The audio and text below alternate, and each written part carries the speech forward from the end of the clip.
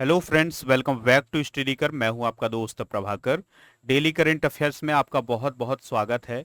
आज डिस्कस करेंगे 1 जून 2022 से related most important current affairs. तो दोस्तों, ये जो करंट अफेयर्स के क्वेश्चन हैं आपके एग्जाम में पूछे जा सकते हैं, तो आप इनको नोट करिएगा। और अगर आप इसका पीडीएफ प्राप्त करना चाहते हैं तो पीडीएफ मिलेगा टेलीग्राम पर, जिसका लिंक आपको डिस्क्रिप्शन बॉक्स में दिया गया है। तो आप वहां से इसका पीडीएफ आसानी से डाउनलोड कर सकते हैं। अगर आप किसी भी कॉम्पिटेटिव एग्जाम की तैयारी कर रहे हैं तो आप स्टडी कर को फॉलो कर लें और बेल आइकॉन जरूर दबा लें, जिससे आपको समय पर और सबसे पहले नोटिफिकेशन मिल सकेगा। चलिए फ्रेंड्स, अब हम 31 मई 2022 के करंट अफेयर्स को फटाफट अंदाज में रिवाइज कर लेते हैं। तो ध्यान से सुनिएगा। फर्स्ट क्वेश्चन है, आईपीएल 2022 का खिताब किस टीम ने जीता है? गुजरात टाइटंस ने। नेक्स्ट है, आईपीएल 2022 सीजन में ऑरेंज कैप जीतने वाले खिलाड़ी कौन है? Jos Buttler. नेक्स्ट है, किस बॉलीवुड अभिनेता को सिनेमा में उसके योगदान के लिए एक्सीलेंस इन सिनेमा के पुरस्कार से सम्मानित किया गया है? नवाजुद्दीन सिद्दीकी को। केंद्रीय और प्रौद्योगिकी मंत्री डॉक्टर जितेंद्र सिंह ने किस स्थान पर देश के पहले लिवेंडर उत्सव का उद्घाटन किया है? भद्रवाह, जम्मू और कश्मीर में। अगला प्रश्न है, हाल ही में किसे आईबीए की एथलीट समिति का अध्यक्ष बनाया गया है? लवलीना बोरगोहेन को। नेक्स्ट है, व्यापार पर तकनीकी बाधाओं पर विश्व व्यापार संगठन की समिति का नया अध्यक्ष किसे नियुक्त किया गया है? अनवर हुसैन शेख को। अगला प्रश्न है, भारतीय निर्यातकों और विदेशी खरीदारों के लिए केंद्र सरकार ने कौन सा पोर्टल लॉन्च किया है? Indian business portal. अगला प्रश्न है, विश्व स्वास्थ्य संगठन यानी डब्ल्यूएचओ के द्वारा विश्व तमाकू निषेध दिवस पुरस्कार 2022 के लिए किस राज्य का चयन किया है? आंसर होगा इसका झारखंड। तो दोस्तों, ये थे 31 मई 2022 के मोस्ट इंपॉर्टेंट करंट अफेयर्स। चलिए आज के करंट अफेयर्स की शुरुआत करते हैं और पहला क्वेश्चन देखते हैं क्या है। तो दोस्तों, पहला क्वेश्चन है, विश्व तमाकू निषेध दिवस यानी वर्ल्ड नो टोबैको डे 2022 किस दिन मनाया जाता है? तो दोस्तों, आंसर है इसका 31 मई को। यानी दोस्तों, विश्व तमाकू निषेध दिवस कब मनाया गया? 31 मई को मनाया गया। ठीक है दोस्तों, डब्ल्यूएचओ का एक डाटा है, ध्यान से सुनिएगा दोस्तों। तो डब्ल्यूएचओ यानी विश्व स्वास्थ्य संगठन के अकॉर्डिंग भारत में तंबाकू के सेवन से हर साल 10 मिलियन से ज्यादा लोगों की मौत होती है। यह एक डाटा पेश किया है किसने? डब्ल्यूएचओ ने। और दुनिया के 12% धूम्रपान करने वाले व्यक्ति कहां पर हैं? भारत में। यानी पूरी दुनिया में अगर 100 व्यक्ति हैं धूम्रपान करने वाले, स्मोकिंग करने वाले, तो उसमें से 12 व्यक्ति कहां पर हैं दोस्तों? भारत में हैं। यह दिवस तंबाकू के सेवन से होने वाले नुकसान के बारे में जागरूकता बढ़ाने के लिए मनाया जाता है। देखिए दोस्तों, कोई भी अगर आप डे पढ़ते हैं तो उसकी थीम अगर आपको मिल जाती है तो थीम जरूर नोट करिएगा। तो 2022 की थीम क्या है इस दिवस की? तो वो है पर्यावरण की रक्षा करें। क्या है दोस्तों? पर्यावरण की रक्षा करें। ठीक है, चलिए फ्रेंड्स, अब हम मई 2022 में मनाए गए कुछ इंपॉर्टेंट डे भी डिस्कस कर लेते हैं कि हाल ही के समय में कौन कौन से डे मनाए गए हैं। 1 मई को अंतर्राष्ट्रीय श्रम दिवस या मई दिवस मनाया गया। 3 मई को प्रेस स्वतंत्रता दिवस मनाया गया। मई के पहले मंगलवार को विश्व अस्थमा दिवस मनाया गया। 7 मई को विश्व एथलेटिक्स डे मनाया गया।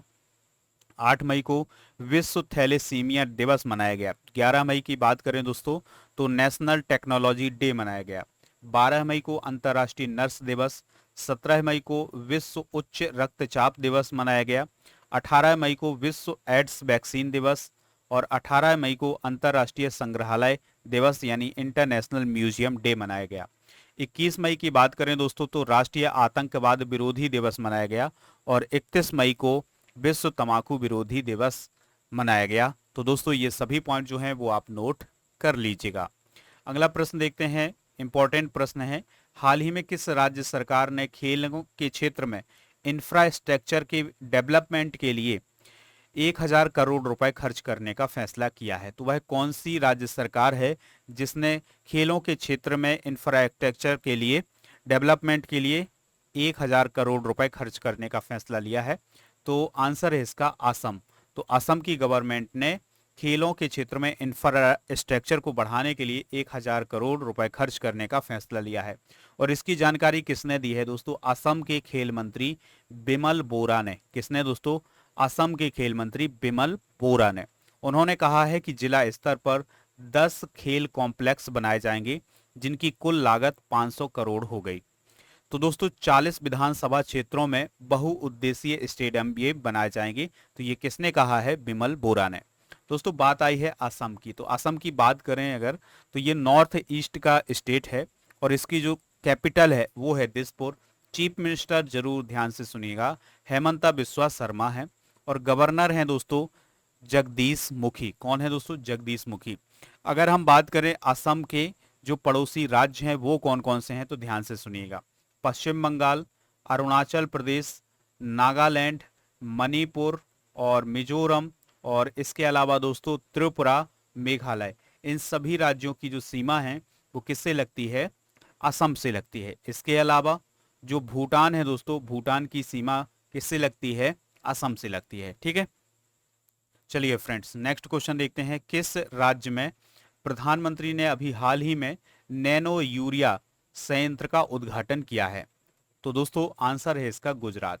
अब आप यहां पर ध्यान से सुनिएगा, नैनो यूरिया क्या होती है? नैनो यूरिया का मतलब होता है दोस्तों लिक्विड फॉर्म में यूरिया। ठीक है दोस्तों, अभी जो सॉलिड फॉर्म में यूरिया का उपयोग करते थे किसान, अब लिक्विड फॉर्म में यूरिया का उपयोग करेंगे, यानी जो यूरिया है उसको तरल रूप में उपयोग किया जाएगा। तो नैनो यूरिया संयंत्र का उद्घाटन कहां पर किया गया है? गुजरात में किया गया है। ठीक है, तो दोस्तों प्राइम मिनिस्टर नरेंद्र मोदी ने इफ्को कलोल गुजरात में निर्मित नैनो यूरिया संयंत्र का अभी हाल ही में उद्घाटन किया है। यानी जो नैनो यूरिया संयंत्र स्थापित किया गया है, इसको किसने स्थापित किया है? इफ्को ने। उद्घाटन किसने किया है? प्राइम मिनिस्टर नरेंद्र मोदी ने। इसके अलावा दोस्तों नरेंद्र मोदी जी ने गांधीनगर में महात्मा मंदिर में सरकार से सहकार से समृद्धि पर विभिन्न सहकारी संस्थाओं के नेताओं को भी संबोधित किया है।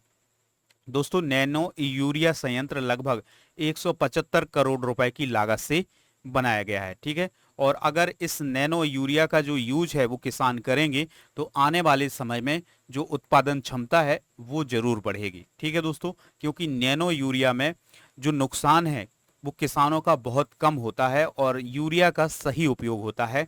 तो आने वाले समय में जो ये नैनो यूरिया है भारत में क्रांतिकारी कदम हो सकता है। तो याद रखना है, इस नैनो यूरिया को किसने बनाया है? इफ्को ने बनाया है। ठीक है दोस्तों, अगला प्रश्न देखते हैं। INS यानी इंडियन नेवी शिप गोमती, जिसे हाल ही में भारतीय सशस्त्र बलों में 34 साल की सेवा के बाद सेवा मुक्त कर दिया गया है, वह क्या था? यानी दोस्तों प्रश्न केवल इतना है कि INS गोमती क्या है जिसे हाल ही में सशस्त्र बलों के द्वारा डीकमीशन किया गया है? तो दोस्तों जो INS गोमती था वो एक मिसाइल फ्रिगेट था। क्या था दोस्तों? Missile frigate. ठीक है, यानी एक ऐसा इस प्रकार का जहाज जिसमें मिसाइलों का यूज हो सकता था। ठीक है दोस्तों, तो यह एक मिसाइल फ्रिगेट था। कौन? INS गोमती, जिसको हाल ही में डीकमीशन यानी सेवा मुक्त किया गया है।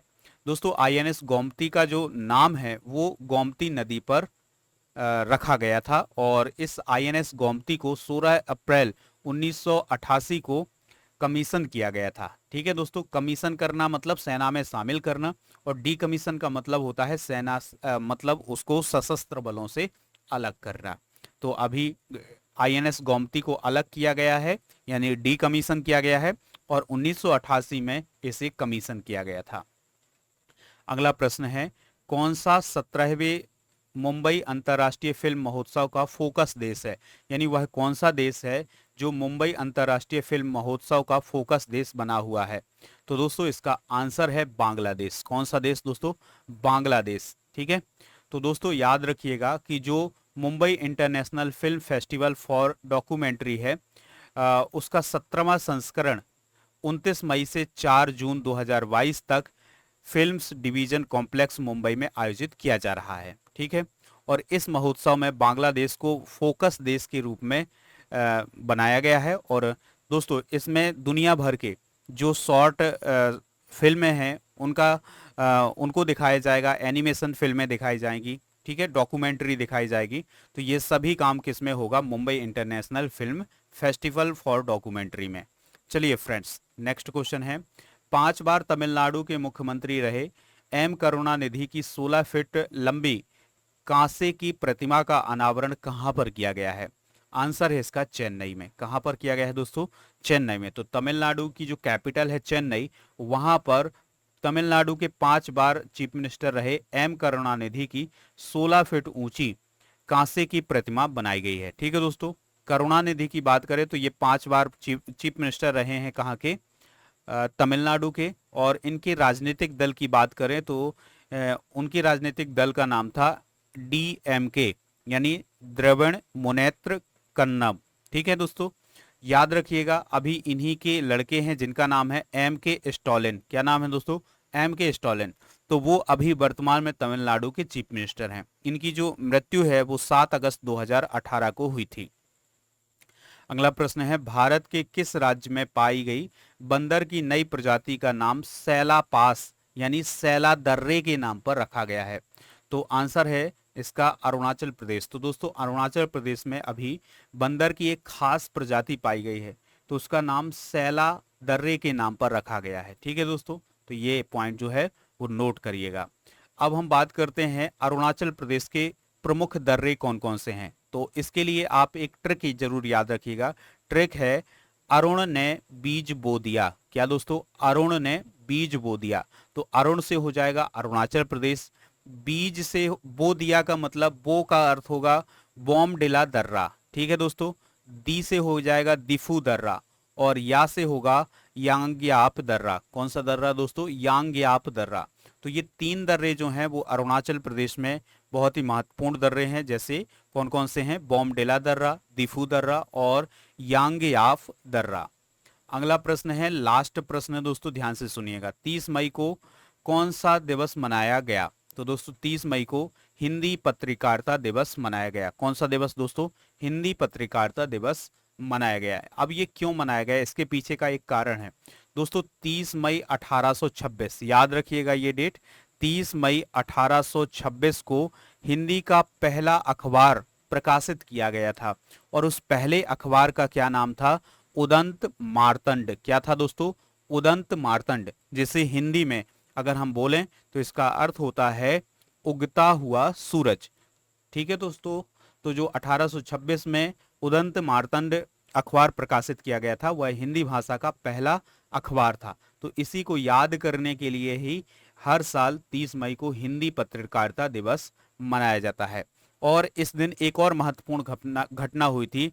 पंडित जुगल किशोर शुक्ल ने अंग्रेजों की नाक के नीचे हिंदी पत्रकारिता के इतिहास की आधारशिला रखी थी। तो ये सभी पॉइंट जो है बहुत इंपॉर्टेंट है, आप इन्हें नोट करिएगा।